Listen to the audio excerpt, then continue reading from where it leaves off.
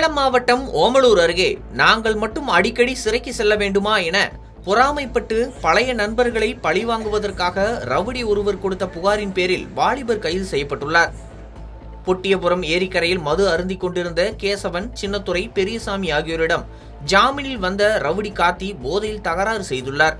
தங்களை ஒதுக்கிவிட்டு அவர்கள் வெளியில் ஜாலியாக இருப்பதாக கூறி பழிவாங்கும் நோக்கில் பேசிய அவரை 3 பேரும் தாக்கியுள்ளனர்.